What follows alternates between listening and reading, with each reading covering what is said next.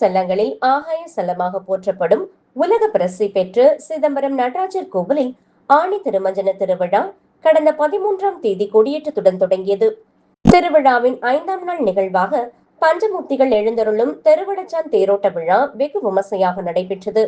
பஞ்சமூர்த்திகள் இரவு 12 மணிக்கு நடையிலிருந்து புறப்பட்டு 4 மாட வீதிகளையும் உலா வந்து காலையில் 4 மணி அளவில் நிலையை வந்தடைந்தது.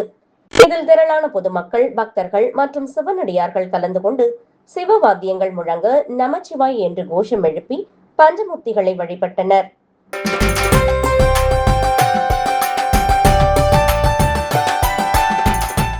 கடலூர் மாவட்டம் வடலூரில் வள்ளலார் நிறுவிய சத்தியஞான சபையில் ஆனி மாத ஜோதி தரிசனம் நடைபெற்றது. இந்த ஆனி மாத பூச நட்சத்திர தினத்தினை முன்னிட்டு சத்தியஞான சபையில் 6 திரைகளை நீக்கி ஜோதி தரிசனம் காண்பிக்கப்பட்டது. இந்த மாத பூச தினத்தில் திரளான பக்தர்கள் கலந்து கொண்டு அருட்பெருஞ்சோதி அருட்பெருஞ்சோதி தனிப்பெரும் கருணை அருட்பெருஞ்சோதி என்ற வள்ளலாரின் தாரக மந்திரத்தை உச்சரித்தவாறு ஜோதி தரிசனம் மேற்கொண்டனர்.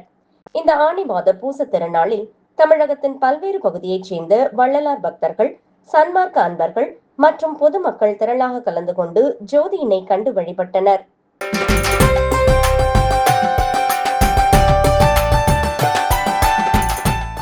திண்டுக்கல் மாவட்டம் கொடைக்கானல் பெருமாள் மலை கடியநெடு வெட்டுவன் சங்க காலத்தில் கட்டியங்கானல் என்று பெயர் சூட்டப்பட்ட ஊர் கால அளவில் பெயர் மாறி தற்போது பெருமாள் மலை என்று பெயர் மாற்றம் செய்யப்பட்டது.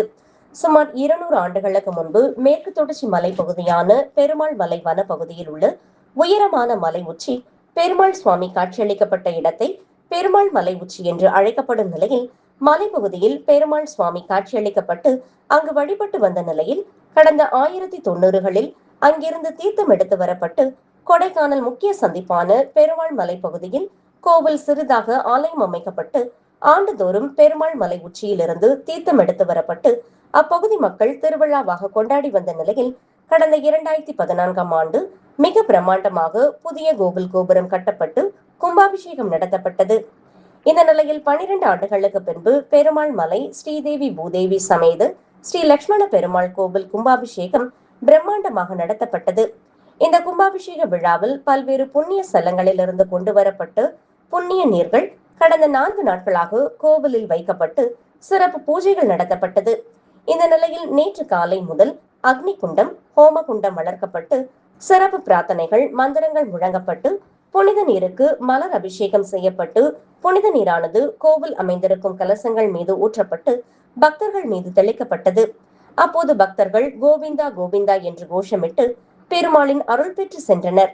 இந்த நன்னீராட்டு பெருவிழாவில் கொடைக்கானல் மற்றும் அதன் சுற்றுவட்டார பகுதிகளில் உள்ள சுமார் 20க்கும் மேற்பட்ட கிராமங்களில் இருந்து 2000க்கும் அதிகமான பக்தர்கள் கலந்து கொண்டு ஸ்ரீதேவி பூதேவி சமேத ஸ்ரீ லட்சுமண பெருமாள் சுவாமியின் ஆசி பெற்று சென்றனர். மேலும் இந்த விழாவில் கலந்து கொண்ட அனைவருக்கும் கோவில் நிர்வாகம் சார்பாக சிறப்பு அன்னதானமும் வழங்கப்பட்டது.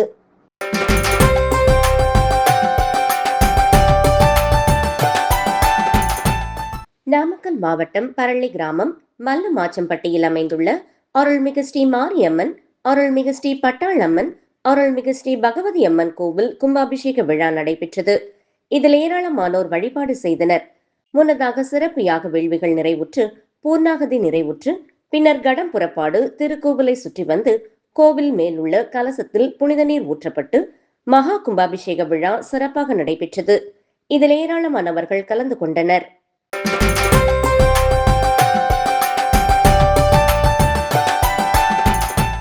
காஞ்சிபுரம் மாவட்டம் வாலாஜாபாத் அடுத்த பழைய சிவரம் பகுதியில் அமைந்துள்ள ஸ்ரீ லட்சுமி நரசிம்ம பெருமாள் திருக்கோவில் பிரம்ம உற்சவத்தினை முன்னிட்டு நேற்று காலை திருக்கொடியானது ஏற்றப்பட்டது. அதன் பின்பு மாலை ஸ்ரீ லட்சுமி நரசிம்ம பெருமாள் ஹம்ச வாகனத்தில் எழுந்தருளி வீதி உலா வந்து பக்தர்களுக்கு காட்சியளித்தார். ஏராளமான பொதுமக்கள் பெருமாளுக்கு தீபம் காண்பித்து தரிசனம் செய்தனர்.